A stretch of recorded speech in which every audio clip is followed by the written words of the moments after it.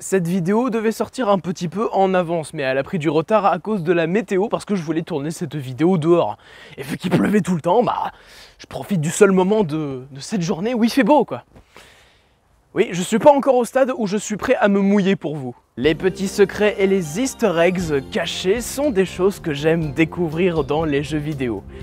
Mais il y a un autre domaine que j'apprécie tout particulièrement, et ce sont les animés. Et c'est vrai que sur cette chaîne, je n'ai jamais vraiment traité d'animé, quoi. On parle toujours de jeux vidéo, oui, mais bon, bah autant se lancer. Alors c'est parti, essayons de trouver les références subtiles, les easter eggs, clins d'œil, hommages. Nous sommes partis pour les détails cachés dans nos animés favoris. On commence doucement avec Hunter x Hunter. Et alors on dit Hunter x Hunter. Mec, la vidéo vient à peine de commencer, j'ai même pas énuméré le premier sujet que tu me fais ce genre de réflexion. Bref, il y a une scène dans l'animé nous montrant Haruka s'amusant avec des jouets Sailor Moon. On reconnaît bien ici Sailor Moon et Tuxedo Mask. D'ailleurs, l'inverse aussi existe également. On peut retrouver une référence de Hunter x Hunter dans Sailor Moon. Juste ici, on peut voir le jeu d'arcade Grid Island, qui est dans l'univers d'Hunter x Hunter, un jeu vidéo qui transporte ses joueurs dans un monde dangereux dont la seule issue est l'utilisation d'une carte spéciale ou la mort. Elle est très gaie cette vidéo. Cela dit, ce qui rend ces clins d'œil très sympathiques, voire même un peu mignons, c'est que dans la vraie vie, les mangaka respectifs de Hunter x Hunter et Sailor Moon sont mariés. Ouais, ils ont mari et femme dans la vraie vie. Donc si vous le saviez pas, bah voilà. Et ça aussi, peut-être que vous ne le saviez pas, que Carlos de Bob l'éponge apparaît dans Gurren Lagann, ou encore Zangief et Ryu de la série de jeux vidéo Street Fighter derrière Yusuke dans Yu Yu Hakusho. Mais s'il y a bien une apparition que là personne ne s'attendait à voir, c'est l'apparition de Yawara dans City Hunter. Enfin plus précisément City Hunter 91, qui est chez nous Nicky Larson 3. Où notre cher Ryo Seiba drague comme d'habitude, sauf qu'il est tombé sur Yawara, qui est tout simplement une véritable prodige du judo et qui est l'héroïne de son propre manga, Yawara, qui a aussi été adapté en animé. Et donc, si t'emmerdes Yawara, et ben, qu'est-ce qui se passe? Eh bien, il se passe qu'elle te met un hippon, mon gars. D'ailleurs, ce plan est une référence au premier épisode de Yawara, où elle fait exactement la même prise à un voleur. Bon, on reconnaissait facilement qu'il s'agissait de Yawara, mais reconnaissez-vous aussi facilement ce personnage dans Nisekoi, où on peut constater qu'un titan s'attaque à un mur dans le château de sable de Chitoge et Kosaki. Un titan. Un titan. Mais d'où est-ce que ça peut bien venir, ça? Maintenant, on va parler de la scène d'ouverture de l'épisode 7 du remake de Ranma 1/2, où celui-ci parodie un générique des années 80 que presque nos parents, tous nos parents regardaient. Allez-y, maintenant, je vous laisse deviner. Allez, encore 5 secondes, enfin si les droits d'auteur me le permettent. Il s'agissait du générique de Heidi. Vraiment, celui-là, je l'avais remarqué quand j'ai vu l'épisode. Bon, beaucoup l'avaient remarqué. Et vraiment, celui-là, c'est l'un de mes préférés. Celui-là aussi, c'est l'un de mes préférés. Ou la sonnerie du téléphone de Krillin dans le film La Résurrection de F, mais aussi dans Dragon Ball Super, est en fait l'opening du cultissime We Are de One Piece.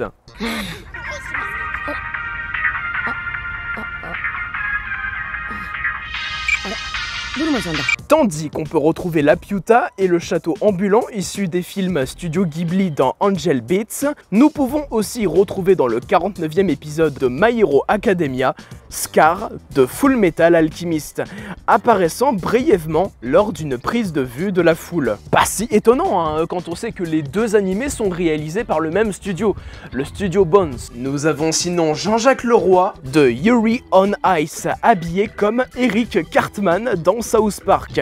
Et en parlant de South Park, on a aussi Kenny propulsé dans les airs dans FLCL. Arrêtez tout! Stop!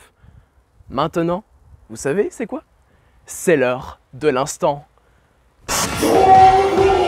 Dans My Teen Romantic Comedy Snafu, Hayato Ayama parodie Giorno Giovanna de JoJo's Bizarre Adventure. Sur ce plan de l'anime Gurren Lagann, deux petits clins d'œil sont à trouver. Le premier où on peut voir Rei et Asuka de Neon Genesis Evangelion dans des tenues de Bunny Girl. Et pour la deuxième référence, regardez le code couleur des tenues de Bunny Girl.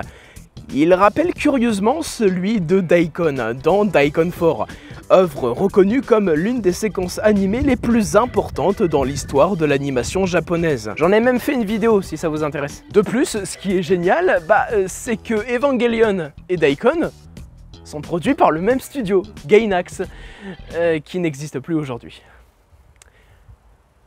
RIP les gars. Connaissez-vous le site MyAnimeList? MyAnimeList est un site internet servant de catalogue social et de réseau social sur le thème des animés et des mangas. Le site fournit à ses utilisateurs un système semblable à une liste pour organiser les séries qu'ils ont regardées ou lues, proposant même les derniers animés et mangas du moment. Oui, je sais, vous allez dire, alors oui, c'est très bien, Gigux, tout ça, mais qu'est-ce que ça a à voir avec des références et des détails cachés dans des animés? Bah attends 2 secondes, j'allais te l'expliquer. Eh bien, il existe une petite référence à ce site internet dans Sword Art Online. Juste ici, là. Eh ouais, celui-là, fallait le trouver. Et ici, on peut remarquer les personnages de Death Note qui apparaissent dans Full Metal Panic, Koro Sensei portant un bandeau de Naruto dans Assassination Classroom, ou encore une certaine position qui permet de libérer son cosmos dans Arakawa Under the Bridge, qui rend hommage ici à Senseiya. Concluons cette vidéo avec le dernier cas de la vidéo, qui est l'un de mes préférés, puisque dans ce cas précis, on peut retrouver Vegeta et Trunks au collège. Vegeta et Trunks au collège? Oui, t'as bien entendu, dans My Bride is Mermaid, sur ce plan, y a Vegeta et Trunks. C'est complètement fou et à la fois ça... Enfin, qu'est-ce que ça fout là?